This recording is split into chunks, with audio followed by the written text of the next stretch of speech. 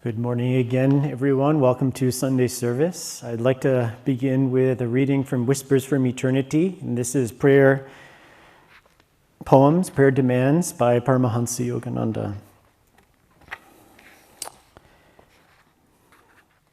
I vow never again to turn my gaze from thee. I take this sacred vow. Never will I lower my glove's gaze below the eyebrow horizon of my constant thoughts of thee. Never will I turn my uplifted inner sight away from thee. Never will I let my mind dwell on anything that reminds me not of thee. I will disdain the nightmare of ignorant behavior. I will court all dreams of noble achievements, those of love, kindness, and understanding, for they are thy dreams. Though I dream many dreams, wakefully I will ever think of thee. In the sacred fire of constant remembrance, kept ever alight on my soul's altar, I will ever behold thy presence with the watchful eyes of devotional love. Thy grace has shown me that the dualities of health and sickness, life and death, joy and sorrow, are but passing fantasies. I am finished with those eternally self-canceling delusions. I am persuaded at last that there is but one abiding reality, thy eternal, ever conscious, ever new, ever thrilling, infinite bliss.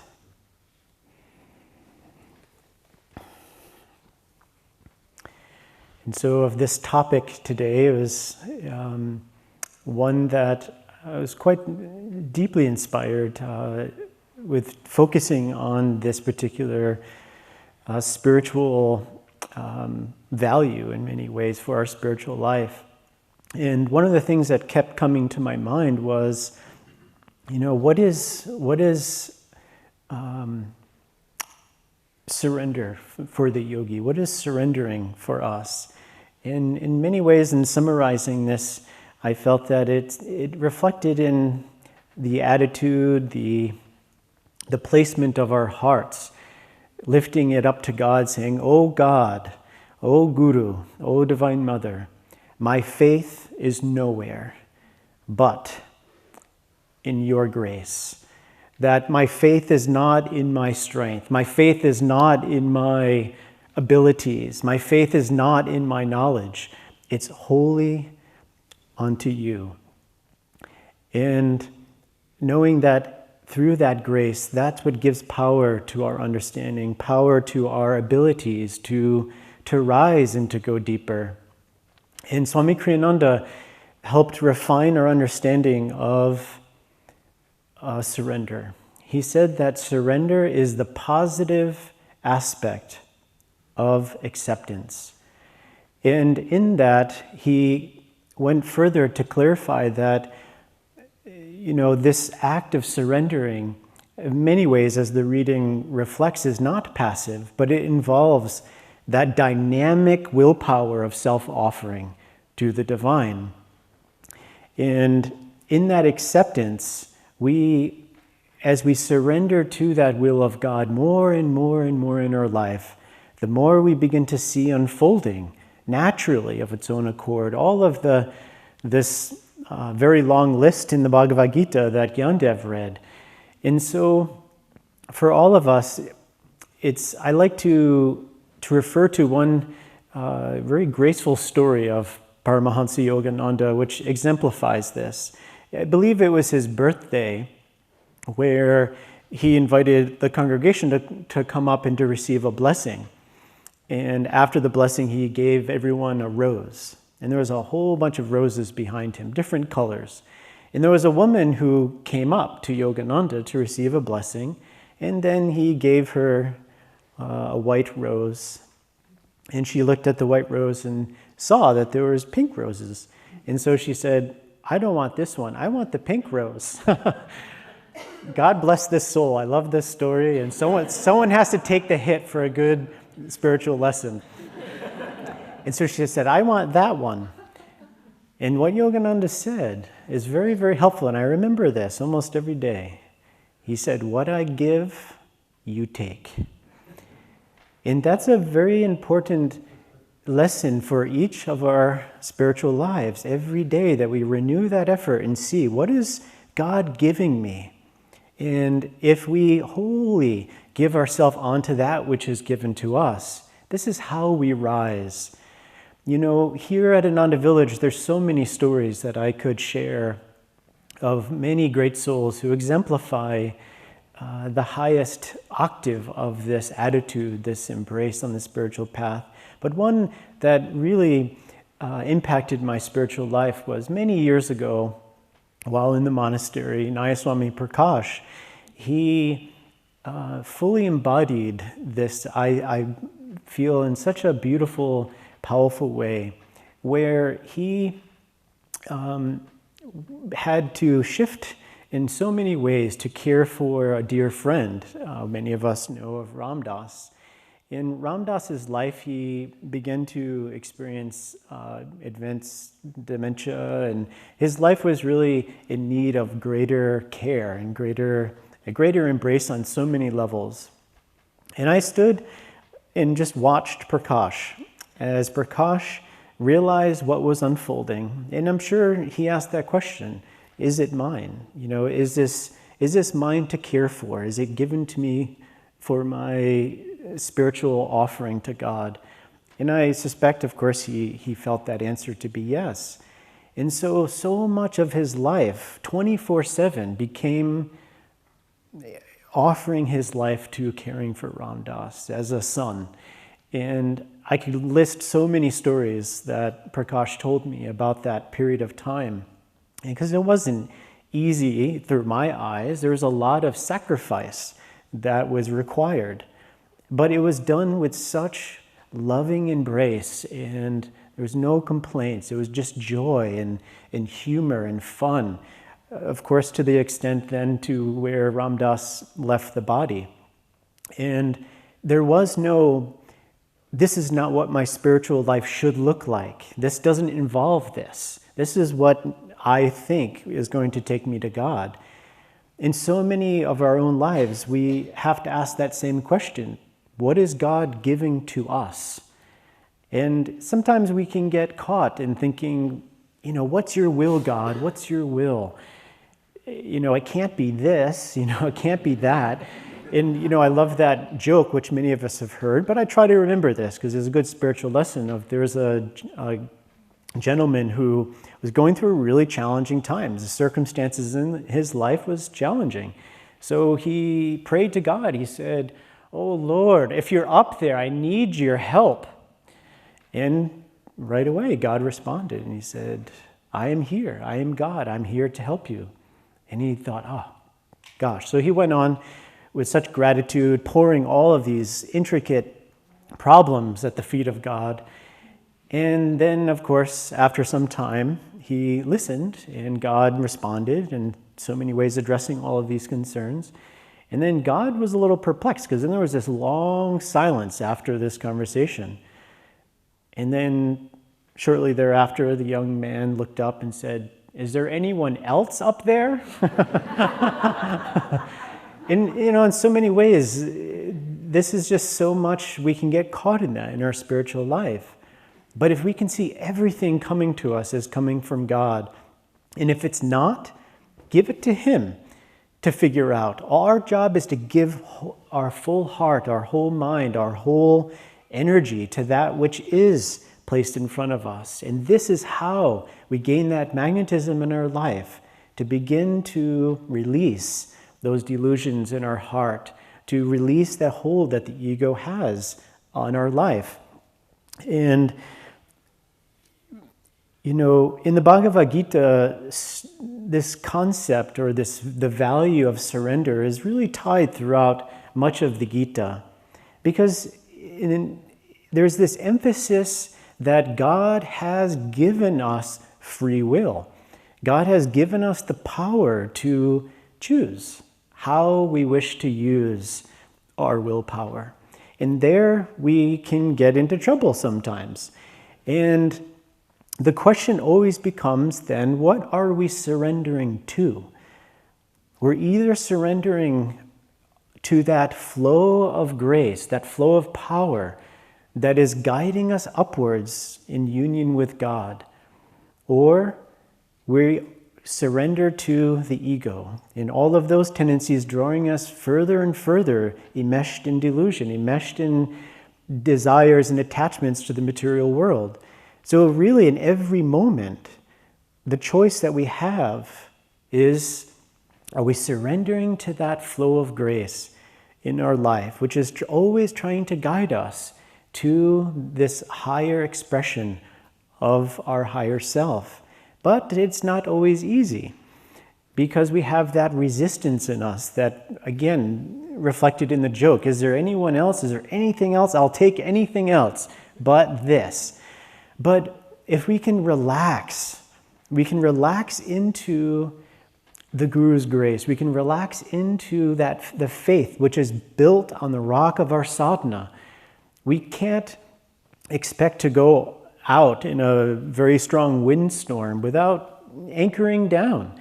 We have to first build that strong foundation to experience our faith based in that direct perception of God's presence within us. And when that becomes real for us, it's easier to relax into whatever comes our way, that we can embrace it.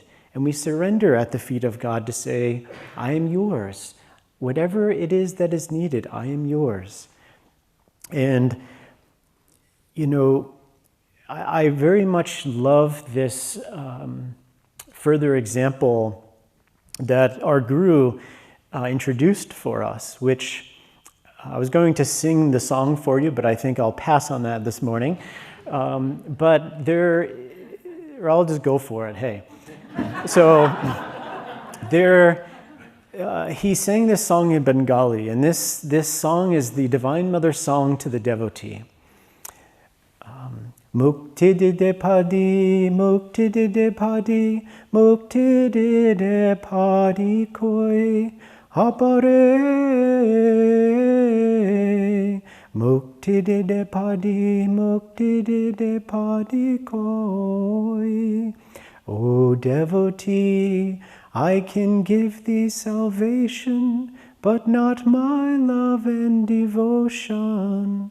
For when I give those away, I give myself away. Ask of me salvation, but not my love and devotion. For indeed then, when I give those away, I become poor, walking on your heart's way.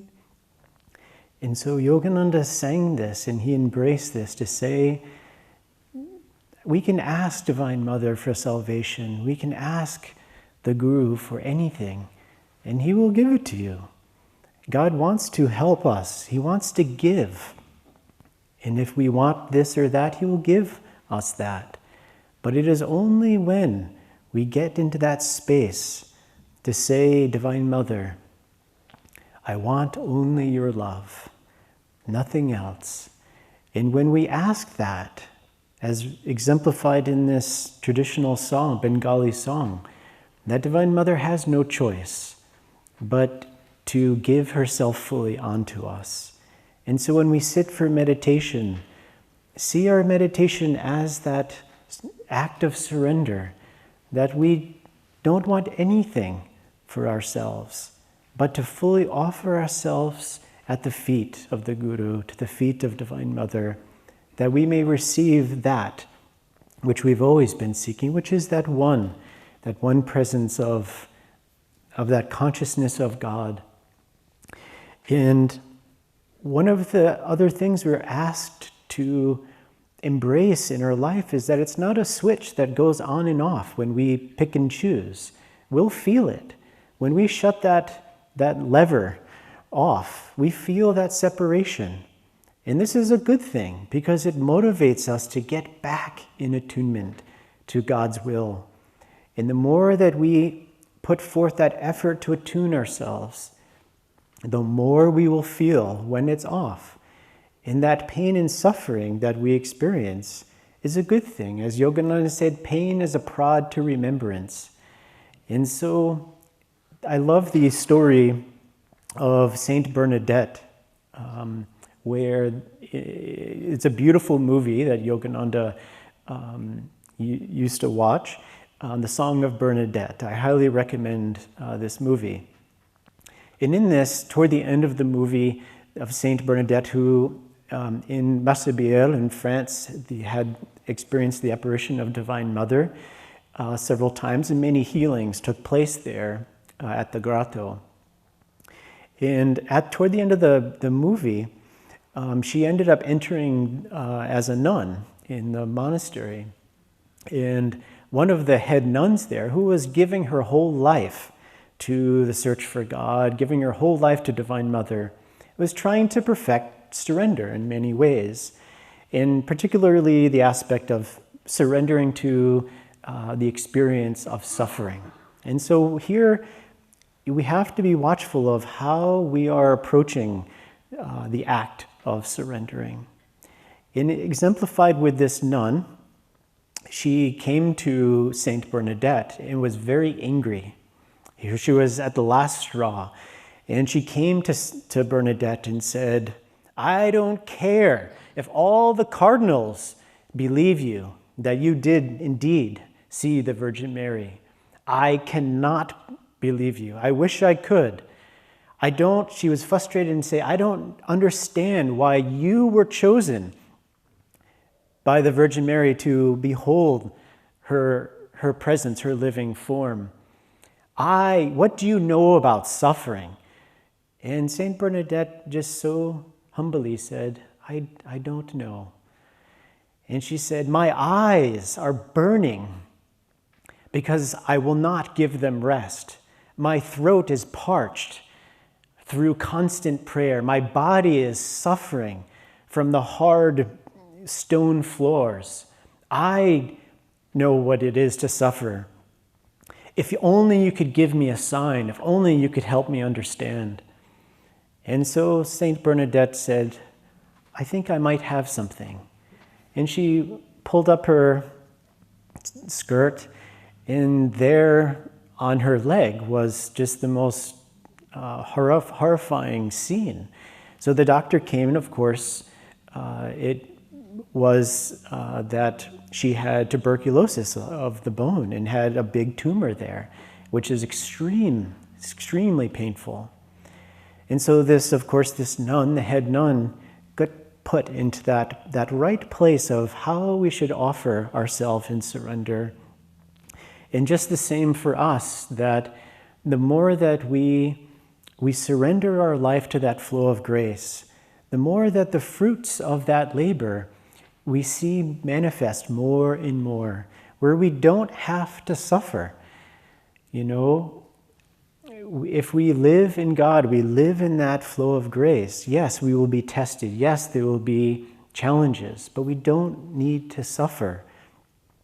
And so further, in closing, I wanted to share that we need to understand that we want to live in a constant flow of remembrance of God, live constant in this act of surrender, again and again, surrendering upwards to that flow of grace. And there was another Ram Dass. I thought we would highlight Ram Dasses today in service. This was Swami Ram Das in India, where he wrote a beautiful book, The Quest for God. And he traveled all over India without any possessions, any money. And he just kept his mind the whole entire time on God, saying again and again, Ram, Ram, Ram, Ram, Shri Ram, Jai Jai Ram, Om. And as he traveled, he met a couple of friends along the way, and they were on a train without a ticket, because of course they didn't have any money. And as the ticket taker came on the train, of course, approached Ram Dass and this other sadhu and said, tickets please. And of course the ticket taker said, no tickets, boom, you're off. So the ticket taker kicked them off, had a guard them so they wouldn't get back on the train. Now this guard, whom Ram Dass referred to as friend, said that, I want you to sit there. So he instructed Ram Dass and this sadhu to sit there. And so they did. And they got situated, and then this guard said, "Get up, move over there." So Ramdas the sadhu got up and they moved over there. Now this continued on again and again and again. Now Ramdas was happily abiding by this request until though his friend leaned over to Ramdas and said, I don't know, I think there's some trickery going on here. We're being taken advantage of. I don't like this. And Ramdas corrected him and said, he said, this is our friend, you see. We've been on the train for a long time, and our bones and our knees are locked from sitting for so long. And we need to move the blood circulation. And so our friend is helping us by telling us to sit and stand and to move side to side. And the sadhu leaned over and just said, "Ramdas, I don't know if I can prescribe to your philosophies." But again, just the same, that constant spirit of joyful anticipation that God is caring for us, God is guiding us. And so beautiful at the end of the Mahabharata, Krishna tells Kunti to ask for a boon, and where he would then grant that boon. And what did Kunti ask for? Well, Kunti didn't ask for wealth, didn't ask for peace, she didn't ask for an easy life, but her response to Krishna was, "Krishna, I want you to give me however many troubles that I need, so that I keep my mind always centered on thee." And so in our life, let's try again and again to understand that the easy life is not a victorious life, but to know that everything that comes to us, in there lies the gift from God to be used to offer ourselves up in ever greater devotion of seeing God everywhere and knowing that God has a perfect plan for us. And it's already there laid out for us. All we have to do is offer ourselves in our sadhana, and then to keep our hearts open in seeing God, that invisible hand guiding us through whatever it is that we're doing. So I wish you all many blessings on this beautiful quest for God.